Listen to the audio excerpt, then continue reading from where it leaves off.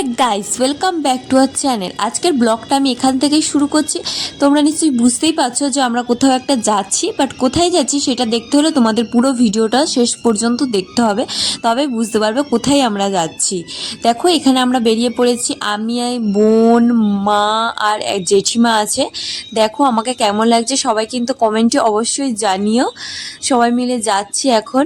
দেখো রাস্তাটা পুরো ফাঁকা, দুদিকে জঙ্গল আর মাঝখানে রাস্তা, কি সুন্দর। আর ওই দিকের আকাশটা দেখো কি সুন্দর না আকাশটা। আজকের ওয়েদারটা খুবই সুন্দর, হালকা মেঘ আর হালকা ওয়েদারটাও খুব ঠান্ডা ঠান্ডা। দেখো আমরা ব্রিজ পেরিয়ে যাচ্ছি। এবার ব্রিজ পেরানোর পর দেখো পাশে একটু খাল মতো আছে, ওখানে অনেক নৌকা টৌকা বাঁধা ছিল। জায়গাটা বেশ সুন্দর, কিন্তু গ্রাম্য এলাকা, মানে গ্রামের ভিতর দিয়ে অনেকটা যেতে হয় এই আর কি। এইটা দেখে কি অনেকটা ফলতা নদীর কথা মনে পড়ছে না? বাট এটা ফলতা নয়, এটা হচ্ছে তো আমাদের রায়চকে। দেখো কি সুন্দর না? এখানে দেখো কত লোক সব গ্রামের এসে সবাই লাইন দিয়ে বসে আছে। ফাইনালি আমরা মন্দিরে চলে এসেছি, ঘন্টা বাজিয়ে এবার সবাই আমরা ভেতরে প্রবেশ করছি। দেখো যাচ্ছি, তোমরা দেখতে থাকো। আমাকে একটু নিয়ে যাচ্ছিস, আমাকে এগিয়ে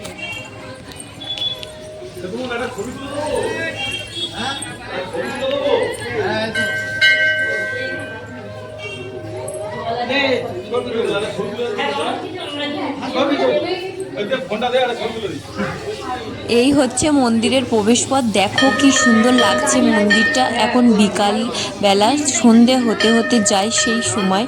মন্দিরটা দেখো ভিতরটা কি দারুণ, তাই না? কি সুন্দর সুন্দর ইটের কাজ করেছে গোটা মন্দিরটা জুড়ে। আর সামনেই প্রথমে নন্দী বাবার দর্শন, তারপরে বাবা মহাদেবের দর্শন। দেখো এই হচ্ছে বাবা মহাদেব। আর এই জায়গাটা কোন জায়গা তোমরা নিশ্চয়ই বুঝতেই পারছো, এইটা হচ্ছে কালীচরণপুরের শিব মন্দির। চলো আমরা তোমাদের মন্দিরটা পুরো চারপাশটা ঘুরে দেখাই।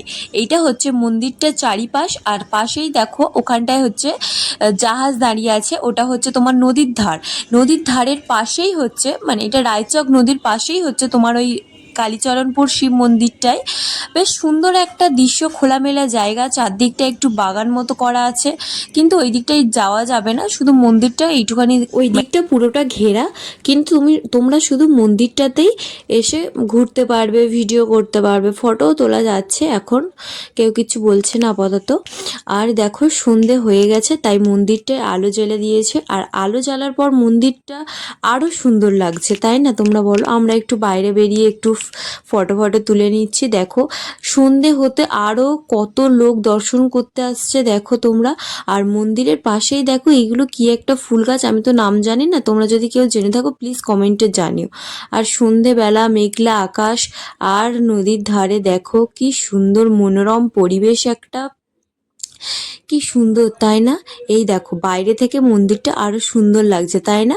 আমরা বাইরে বেরিয়ে এসেছি, এসে একটু চানামুড়ির দোকান থেকে একটু চানামুড়ি নিয়ে নিলাম। আমরা বসে বসে খেতে খেতে বাড়ি যাব।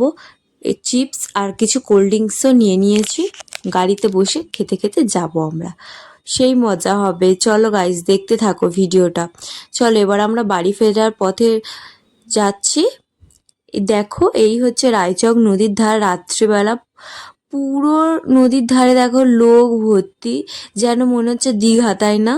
অন্ধকার বলে পুরোটা বোঝা যাচ্ছে না। দেখো এখানে বোন একটা মক্কা কিনে নিল ও খাবে বলে, আমরা কেউ খাইনি, ও একাই খেয়েছে। আর দেখো কি একটা আইসক্রিম নিয়ে নিয়েছি সবাই মিলে। এবার আইসক্রিম খেতে খেতে বাড়ি যাব।